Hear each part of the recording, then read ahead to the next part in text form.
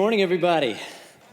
And good morning to those who are watching online around the country and around the world. We are so glad that you are part of this incredible, amazing Crossroads family. There are over 7,000 promises in the Bible. That's a lot, right? But and some of those are conditional. Or some of those are unconditional. Some of those are like when God says, never will I leave you, never will I forsake you. That's unconditional. He doesn't tie that promise to anything that we do. He just says, I'm going to be with you. But then most of them are tied to something, that they are conditional. That God says, if you do this, then I will do this. If you delight yourself in me, then I will give you the desires of your heart. If you seek first the kingdom of God and his righteousness, all these things will be added unto you.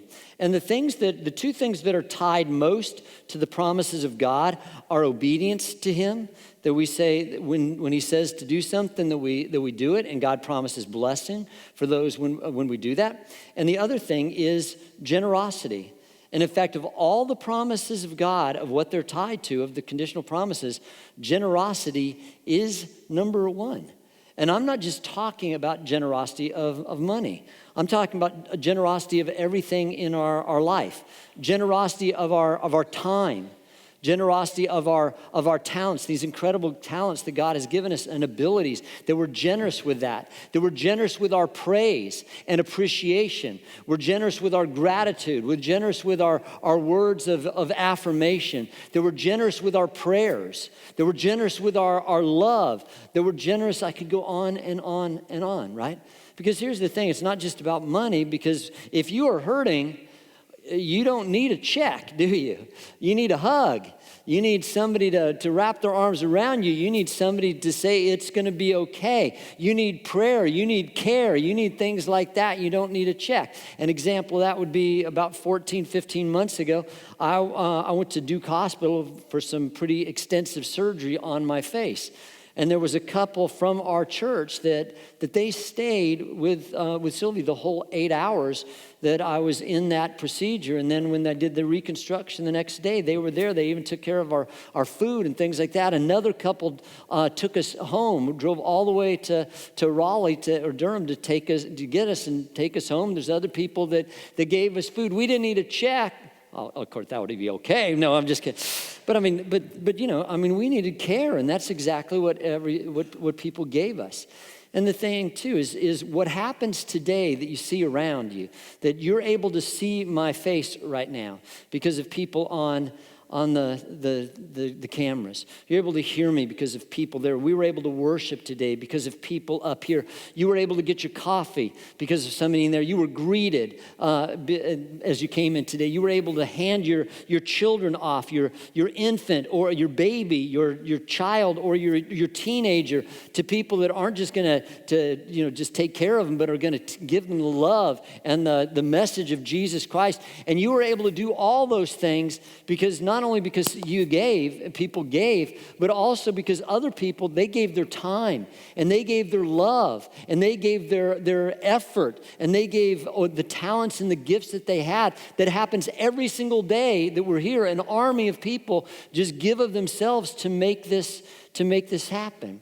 And so something that I thought of there is just that if you did a study on some of the most important words in the Bible, like how about the word believe? Would you not say that is one of the most important words we could ever have, right? Because our eternity rests on that word. What we see in life rests on that word. And here's how many times it is seen in the Bible. Go ahead, 272 times we see the word believe. How about prayer?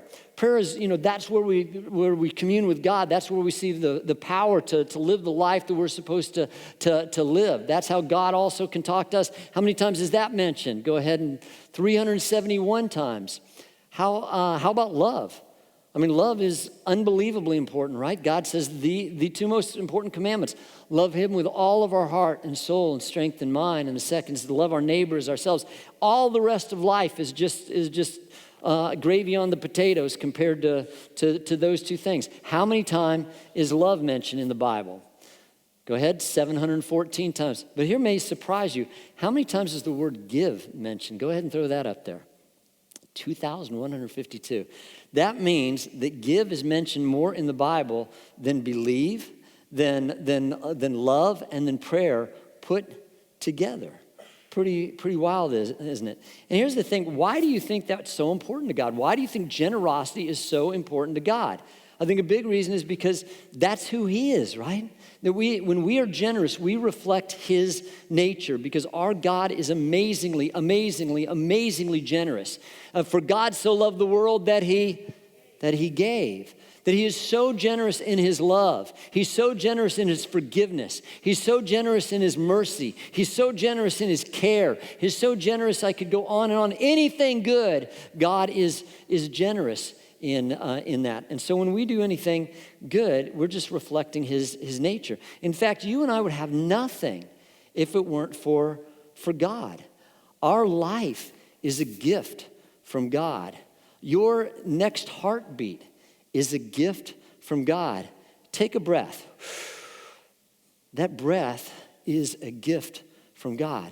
Your ability to hear me right now, your ability to see me right now, your ability to understand, have a mind to understand, the ability to wake up, to have the energy to wake up and to watch, to be here today. Your salvation is a gift from God. We'd have nothing if it weren't for him. And somebody may say, well, I worked hard for that. I gave it an effort, that. Well, who gave you the opportunity? Who gave you the life? Who gave you the skill? Who gave you the energy? Who gave you whatever? Everything we have is a gift from God. And also generosity is love in action. Remember, God is love, right? And so every time we are generous, it is showing love in a tangible way. We can give without loving, can't we? But you can't love without giving. If you really love somebody, something, there's going to be some giving involved somewhere, somehow. Giving of your time, your love, your whatever it is. Robert Morris, who's the author of the best-selling book, The Blessed Life, he says this. He said, outside of your decision to give your life to Christ, being generous is the best and smartest decision you will ever make, both for now and for forever. And that's because great things happen through generous people, great things happen to generous people, and great things happen in generous people. Let's go through all of those. First one is great things happen through generous people. When people are generous, everybody's blessed. I love win-win situations, don't you? I love when people, when there's a decision that everybody's happy with, that there is an action that everybody likes. Well, generosity is the greatest win-win situation. In fact, it's a win-win-win situation because not only does whatever we give, the giver or the givee is blessed, the giver is blessed, and God is blessed because God is tickled pink when we act like him. And another thing is generosity. You think about like Christmas time. I love the season of Christmas, and one of the reasons I love it is because people are generous. Not only with their gifts, they're generous with they're just being more kind. Everybody's more forgiving. Everybody's more everything good, and because of that, it changes the entire our entire culture during that season. And also, generosity begets generosity, doesn't it? Every one of us, we've either done or seen somebody that has dominoes and they just hit the front end of that. And that one hits the next and hits the next and hits the next and hits the next and it just goes. All because it could be 1,000 dominoes, all because one person started that process. And haven't you seen it when one person is generous and it affects so many people? I'll tell you just a couple examples of that. One is my mentor. He one time as he was about to finish teaching a class. He was a professor. For the last time, he made a commitment to God, said, God, if you get this car through my last time of teaching, I will give it away after my last class. And he even knew he was going to give it to. There was a single mom there, and that's exactly what he did. He came up afterwards, and he hands her the keys. He says, he said, I want to give you my car. Here's the keys. It is all yours. She started to cry. She hugged him. She was so thankful. He walked away from that. And all of a sudden, a guy came up to him and he said, did you just give away your car? And he said, yeah. I said, Well, I want to give you my car. And here's the difference. His car that he just gave was an Audi that went 180 miles an hour, right? And it started something. One person saw that, and the next. The other day that some of us on staff were celebrating somebody's birthday on staff, and we said, ask for the bill, and the waiter said, it's already been paid for. That Shannon and Christina had been in the same place, and they paid for the whole staff's meal. And so what did we do? All of a sudden that sparked something in us. And we said, well, man, if they're going to do that, let's pour that blessing on. And so we gave the waiter a big gift at that point. So again, it just happens. Doesn't it happen when somebody does something to you? Don't you want to do something else? Don't you want to pass that gift on and that blessing on? Another thing is simple acts of generosity can profoundly affect lives. Give you some examples of that. One time a person came up to me after a service and handed me $400. And he said, I believe I'm supposed to give this, to give to you, to give to somebody that needs it. And so I said, okay, great. So I go into Nancy, who's our missions pastor, and I gave her the money saying somebody gave this, so we need to look for who God wants to give this to. Well, as soon as I walked out of her office, and there was somebody just standing there, and I said, what's going on? He said, man, I'm just hurting. He said, I'm hurting. We are just hurting so bad. I said, come on in the office. And I said, what's going on? He said, we're not making it. And we have these bills of about $400 that we, and so I just started laughing right there. And I went back in Nancy's office, and I handed him the $400, and he just started crying. Here's this, this big guy because he knew something. He knew this was a symbol to him that God's got his back. It wasn't just about the amount of money. It was God's got his back in the middle of this. Another thing for a time of that would be that a friend of mine one time he was at a nail salon, not for himself, okay? His wife was there, and suddenly he saw this lady that just went up to pay for her bill, and he really felt the leading of God to go up and say, I want to take care of this for you. And she burst out crying, and she said, my husband left me 3 weeks ago. And she said, I have no money. But she said, I just wanted to do something for me to feel pretty. And my friend looked and said, I believe God is doing this to just say, he's got you. He's going to take care of this. If he cares about your fingernails, don't you think he cares about everything else? There's another person that they were in line at Starbucks. And they paid for the person without them knowing the bill behind them, just a cup of coffee, and then had a little card that said, this is something to tell you that God loves you, and had the address of the church and everything. This wasn't at Crossroads, this was another church. And the person came to the church that next Sunday, gave their life to Christ, all because somebody gave them a $5 coffee. And if somebody else realized that God cares about them, and they're not going to be alone because somebody gave them a $20 nails thing, and somebody else with $400. But, and again, do you see that sometimes just the simplest gift, the simplest act of mercy? Think about somebody that has said one kind word to you, and it changed your whole day. We can change. You never know how far it's going to go. It's like that ripple effect of you throw a rock in the water, right? And it doesn't just have that one plop there. It goes. The ripple effect goes on and on and on. You never know what one act of kindness can do. It can change a person's day. It can change a person's week. It can change a person's year. It can change a person's destiny. It can change a generation. One act of kindness. Another thing is the great things happen not only through generous people, great things happen to generous people as well. And here's just a few that we can say. Psalm 112, verse 5, good will come to those who are generous. Just 4 verses later, they share freely and give generously to those in need. Here's what's going to happen because they did that. Their good deeds will be remembered forever. They will have influence and honor. Proverbs 22, the generous will themselves be blessed, for they share their food with others. We're going to be looking at others. This is just touching some promises for generosity. And great things also happen in generous people. Let's look at that first verse again. It says, a generous person will prosper, and whoever refreshes others will be refreshed. Generous people will prosper and be refreshed. And what the word prosper there, literally means they will be fat. And that doesn't mean they're going to need a diet, go on a diet. It means that they're going to have abundance in their life. And that word refreshed, you know what that means? That means, it literally means watered, that they will be watered. And watered is a symbol of life. It's a symbol of refreshment. It's a symbol of all that. And God says, when we do that, that not only is the person going to be blessed, we're going to be refreshed. We're going to have life. We're going to be fat. We're going to have abundance.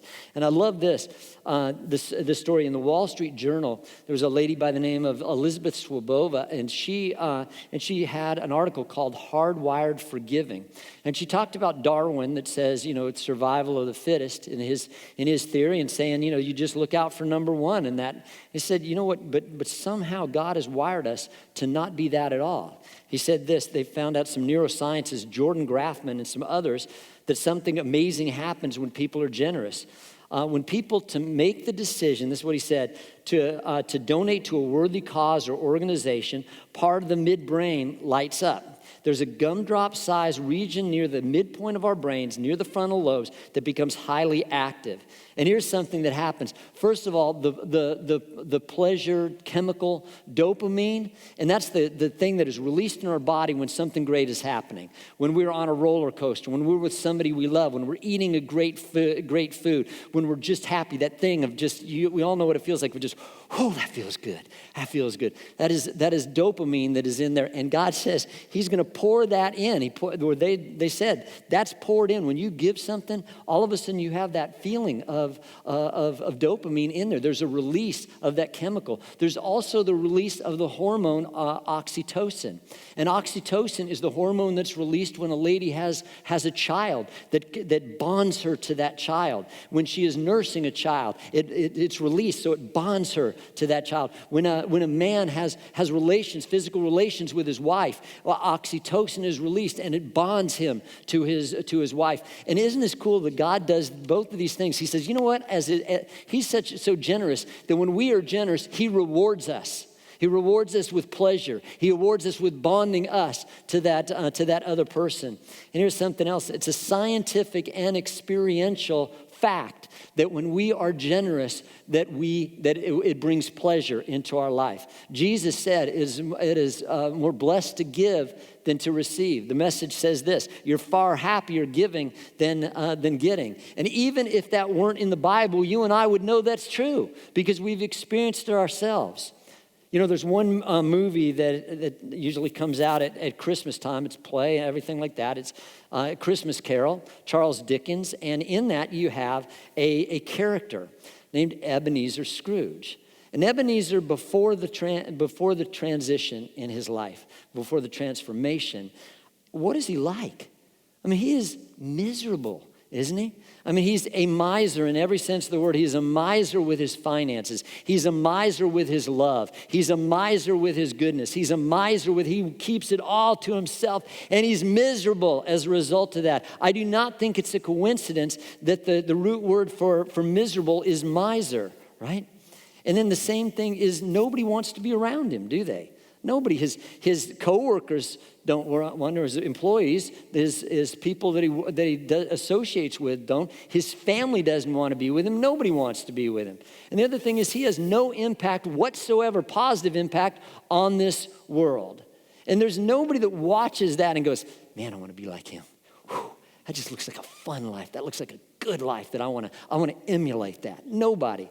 But here's the thing too, is when he has that transformation, and he becomes generous with everything. He becomes generous with his love and and everything. What happens? He becomes happy. He becomes giddy, right? When he gives the turkey, he's laughing and everything like that. He becomes giddy. And I don't know about you, but I found that is so true. That anytime I've ever done this with anything that I could have given, that I could have been generous and I wasn't, I've never been happy when I've done this. And I've never not been happy when I've done this.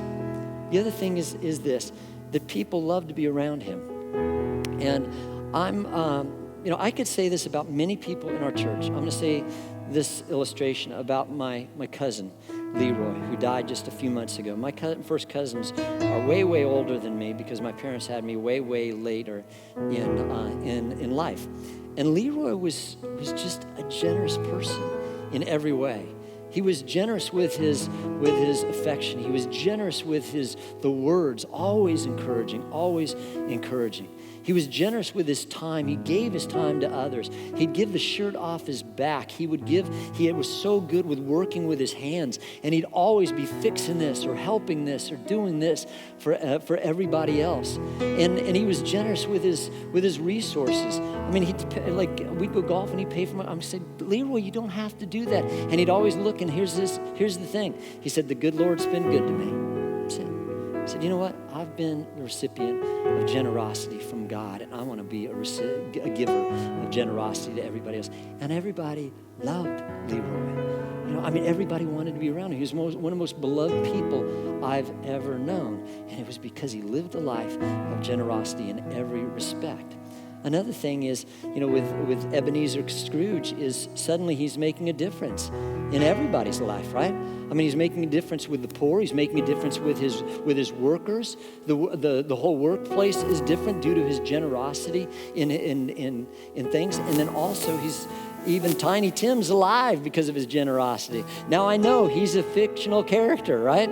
But that fictional character can tell us so much because isn't it true? When you give your time to something good, like even a couple of us were talking about that we need to do one of those, the things where we're presenting food or fixing food for thousands of people, tens of thousands of people around the world. Man, doesn't it feel good for those of you that done that? Doesn't it feel good afterwards? You just feel like, man, that feels good. I love that feeling. And then when you give to a worthy cause, when you give to somebody that needs, doesn't that just feel good? Again, it's that oxytocin thing. It's the dopamine, all that. God is saying, man, I'm going to give you a blessing. Even inside your body, I'm going to give you a blessing. I remember when I was 5 years old, and my family, we lived in Colorado, and we were on vacation, and we were passing through the Four Corners area of Colorado, and we were in the Navajo reservation. And we passed this little kid that was about exactly my age on a street corner, just sitting by himself, obviously poor. And my dad pulled up about 100 feet in front of him. He turns around and he says to me, well, wouldn't you like to give him some of your coloring books and some of your crayons? And I'll be honest with you, I'm 5 years old, and I was thinking, no, I do not want to give him my coloring books. Those are my coloring books. But I knew, even back then, I knew my dad was right. So I got 3 of my coloring books, and I got some crayons, and I came up, and I handed them to him. There were no words spoken between us, but he looked at that, and then he opened up the coloring book, and I remember going back to my car and going in and looking out the back window. And I still remember that feeling. I probably had 30 coloring books in my life as a kid. I only remember 3 of them. And it's not the ones I colored in, it's the ones I gave away. And that brought me joy just seeing that kid that many years ago. And I was 5 years old, so now, 20 years later? No, I'm just kidding. Decades later, that still brings me joy. And I came across a story. And remember when I said that it's contagious? Here's a story about that. It says this. The young man said, I'm here to help you, ma'am. Why don't you wait in the car where it's warm? By the way, my name is Brian, sorry. The elderly woman breathed a sigh of relief. There was no way she could have changed her own tire. Brian had the spare tire on and the jack down in less than 10 minutes. As he was tightening the lug nuts, the woman rolled down her window and began to talk to him. She told him that she was from St. Louis and was only just passing through. She couldn't thank him enough for coming to her aid. Brian just smiled as he closed her trunk. She asked him how much she owed him. Any price would have been all right with her. She could already imagine some of the awful things that might have happened if Brian hadn't stopped. Brian never thought twice about asking for money, even though he could have used some financial help. Changing the tire was not a job to him. It was a matter of helping someone in need. He told the woman that if she really wanted to pay him back, the next time she saw someone who needed help, she could give that person the assistance they needed. And when you do, think of me. Brian waited until the woman started the car and drove off. It had been a cold and depressing day, but he felt good as he headed home. A few miles down the road, the woman saw a small diner. Though the place didn't look like much, she went in to grab a bite to eat and take the chill off before she made the last leg of her trip home. Her waitress bought a clean towel for the woman to dry her wet hair. She had a sweet smile, one that even being on her feet all day couldn't erase. The woman noticed that the waitress was pregnant. She wondered how someone who seemingly had so little could be so generous and kind, even to a complete stranger. Then the woman remembered Brian. After she finished her meal, she gave the waitress a $100 bill. While the waitress went to get change, the woman slipped quietly out the door. When the waitress came back to the table, she noticed something written on the napkin. When she picked it up and read, she noticed 4 $100 bills had been left underneath it. There were tears in the waitress's eyes when she read what the woman had written. You don't owe me anything. I've been there too. Somebody nice helped me out the way I'm helping you. If you really want to pay me back, here's what you do. Don't let this chain of love end with you. That night when the waitress got home from work and climbed into bed, she was thinking about the money and what the woman had written. How could the woman have known about how much she and her husband needed that money? With the baby due in a month, she knew how worried her husband was. As he lay sleeping next to her, she gave him a soft kiss and whispered softly, "Everything's going to be all right. I love you, Brian."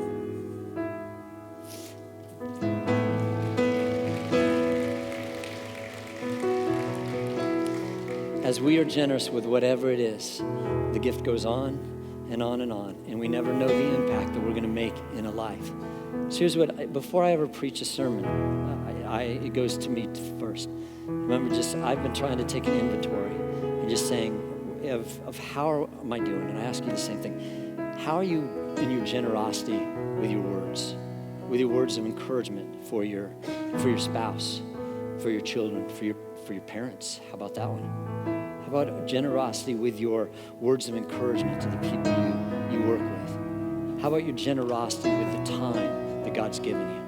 Are you generous with the gifts and the abilities and the talents that God has given you, or are those kept to yourself and never making a difference in the world? How are you generous with your care? Are you generous with your prayers? One thing that hit me the other day was, God, I don't ever want to be stingy with my praise and my gratitude for all that you've given me. I want to be the most thankful person there's ever been on this planet, in generosity towards saying thank you to the God who has given me everything I ever have right now, and ever will have. So if we could just bow our heads in prayer. God, help us be aware. Help us be aware of people that we can be generous to. God, you've shown us the example time and time again in our life of your generosity, that it is your nature. Let it be in our nature too. God, the same Jesus, the Holy Spirit inside of us, help us see the world around us.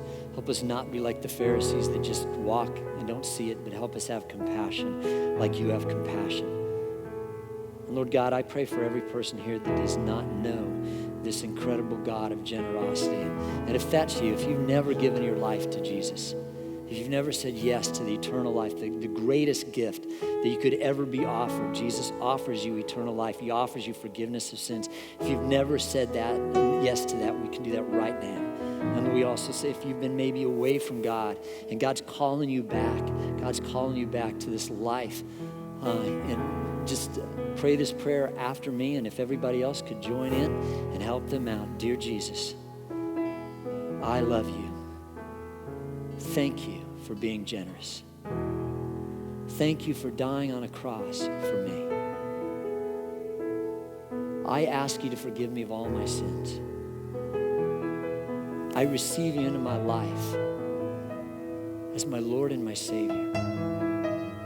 I give you the steering wheel of my life.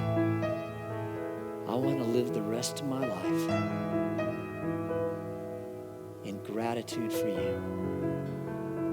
In Jesus' name we pray. And all God's people said,